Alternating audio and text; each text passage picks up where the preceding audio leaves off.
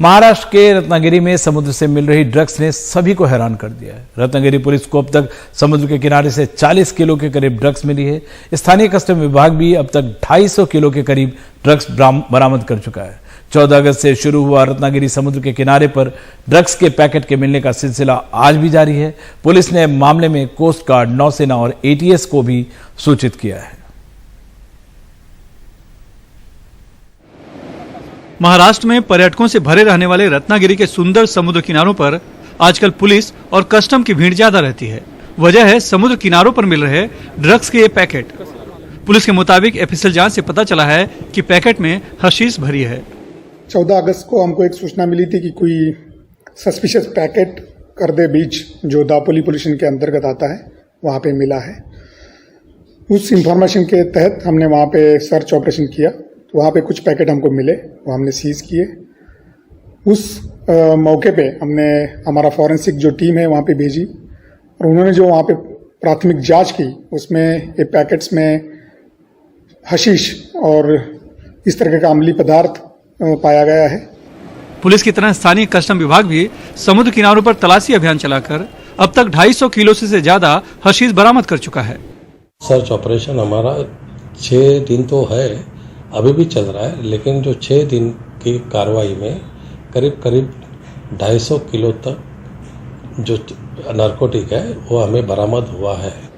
हैरानी की बात है कि हशीश के ये पैकेट सिर्फ एक बीच पर नहीं बल्कि कई जगह हैं। रत्नागिरी के करदे, लाडघर, केलसी, कोलथरे, मुरुड बीच के अलावा बुरोंडी से दाभोल खाड़ी और बोरिया में भी मिले हैं और ये सिलसिला अब भी जारी है। सूत्रों के मुताबिक करदे बीच के एक युवक ने ड्रग्स का पैकेट मिलने के बाद उसे नवी मुंबई में बेचने की कोशिश की थी, लेकिन पकड़े जाने के बाद जब उसने समुद्र से ड्रग्स मिलने का राज खोला तो पुलिस और कस्टम एक्शन में आए। जो पैकेट मिले हैं उस पर अंग्रेजी में अफगान प्रोडक्ट लिखा है, जबकि बोरियों पर प्रोडक्ट ऑफ पाकिस्तान लिखा है। इससे यह तो साफ हो गया है कि रत्नागिरी के समुद्र किनारों पर मिल रही ड्रग्स अफगानिस्तान में बनी और पाकिस्तान से आई है। लेकिन समुद्र में किसने और क्यों डाला, ये सवाल अभी बना हुआ है। रत्नागिरी पुलिस ने मामले में FIR दर्ज कर महाराष्ट्र ATS से लेकर कोस्ट गार्ड, नौसेना को भी सूचित किया है, क्योंकि ड्रग्स के पैकेट गहरे समुद्र से बहकर किनारे आ रहे हैं।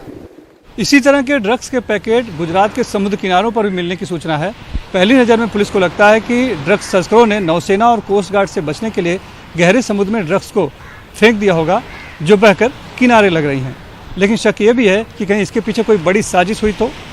मामला ड्रग्स से जुड़ा है और ड्रग्स टेरर फंडिंग का एक बड़ा जरिया है, इसलिए पुलिस ने मामले में महाराष्ट्र और गुजरात ATS को भी अलर्ट कर दिया है।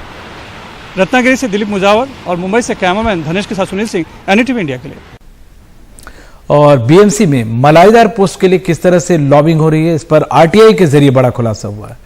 नियुक्ति या ट्रांसफर के लिए नगर सेवकों से लेकर केंद्रीय मंत्री तक विभिन्न राजनीतिक रूप से प्रभावशाली व्यक्तियों की 300 से अधिक सिफारिशें नगर निगम में आई हैं। देश की सबसे अमीर महानगर पालिका BMC में तबादले, पोस्टिंग और नियुक्तियों में जमकर सिफारिशें चलती हैं। ये बात RTI एक्टिविस्ट जितेंद्र घाटगे द्वारा दायर सूचना के अधिकार के तहत मांगी गई जानकारी से सामने आई है। इसके मुताबिक 2020 से 22 के बीच BMC में जूनियर इंजीनियर से लेकर कार्यकारी इंजीनियर्स की पोस्टिंग, ट्रांसफर या प्रमोशन के लिए 309 सिफारिशी चिट्ठियां आई हैं। ये चिट्ठियां लिखने वालों में मेयर, डिप्टी मेयर, BMC में विपक्ष के नेता, नगर सेवक, विधायक, सांसद, राज्य मंत्री और कैबिनेट मंत्री तक हैं। पूर्व मेयर किशोरी पेडनेकर ने सबसे ज्यादा 34 अनुशंसा पत्र लिखे। महाराष्ट्र विधानसभा के उपाध्यक्ष नरहरी जिरवाल 11 पत्रों के साथ दूसरे नंबर पर हैं। नाना पटोले ने भी पिछले 3 वर्षों में 6 पत्र लिख डाले। सिफारिश करने वालों में केंद्रीय मंत्रियों के भी नाम शामिल हैं। इस जानकारी से ऐसा दिख रहा है कि BMC के इंजीनियर बिल्डिंग प्रपोजल विभाग, बिल्डिंग फैक्ट्री विभाग, SRA, लैब टेस्टिंग विभाग जैसे मलाईदार पोस्टिंग्स के लिए बड़े पैमाने पर लॉबिंग कर रहे हैं, जबकि नियम संख्या 21 के मुताबिक ऐसी लॉबिंग करने या सिफारिश करवाने वालों के खिलाफ कार्रवाई होनी चाहिए, जो किसी पर नहीं हुई। मैंने जो RTI में ये जानकारी मांगी तो उसमें ऐसा दिख रहा है कि सिर्फ 3 ही इन 300 में से सिर्फ 3 ही लोगों के ऊपर सिर्फ शोकॉज नोटिस दिया है। शोकॉज नोटिस पूरी कार्रवाई भी नहीं की है। इसका मतलब कोई कार्रवाई नहीं हो रही है इनके ऊपर, और इनका जो दबदबा है वो वरिष्ठ BMC के अधिकारियों से भी ज़्यादा है। इसका खामियाजा जो लॉबिंग होती है, इसका खामियाजा लोगों को होता है, क्योंकि जो बिल्डिंग एंड फैक्ट्री डिपार्टमेंट है बहुत इंपॉर्टेंट डिपार्टमेंट है, जहाँ पर बहुत सारे एक्सीडेंट्स होते हैं, बिल्डिंग क्रैश होते हैं, और इसमें पहले भी काफ़ी अधिकारी इंजीनियर्स जेल में जा चुके हैं और यहाँ पर बहुत भ्रष्टाचार होता है। तो जब ऐसे लोगों को अगर पॉलिटिशियंस रेकमेंड करती है और भ्रष्टाचार करती है, तब कहीं ना कहीं भ्रष्टाचार तो होता ही है मगर लोगों की जान भी जाती है। तो मुझे लगता है कि जो बीएमसी है उन्होंने अभी इस रूल 21 के हिसाब से हर एक इन 300 जो लोग हैं जो प्रॉपर लेटर लेके प्रेशर डाल रहे हैं और कुछ लोग हैं जो फ़ोन कॉल से लेटर प्रेशर डालते हैं, तो इनको ऊपर रूल 21 में कार्रवाई होनी चाहिए। सत्तारूढ़ शिवसेना के प्रवक्ता कृष्णा हेगड़े भी मानते हैं कि मनचाहे पोस्ट के लिए मनमानी होती है। कई बीएमसी के अधिकारी 7-7 साल एक ही पोस्टिंग में रहते हैं और कभी कभी उनकी मनमानी शुरू हो जाती है। दूसरी बात यह है कि ये जो उनका कार्यकाल इतना लंबा होता है तो दूसरे जो काबिल अधिकारी है उनको वहां काम करने का मौका नहीं मिलता। एक लोक प्रतिनिधि अगर किसी का ट्रांसफर चाहता है या उसके इलाके में, तो वो इसीलिए चाहता है कि वो अधिकारी जनहित और लोकहित में काम करे। कई अधिकारी हमारे पास आते हैं और कहते हैं कि उनके जो बच्चे हैं वो अलग अलग स्कूल में जाते हैं दूसरे एरिया में, या फिर घर में कोई बीमार रहता है तो उनको ट्रांसफर की जरूरत है।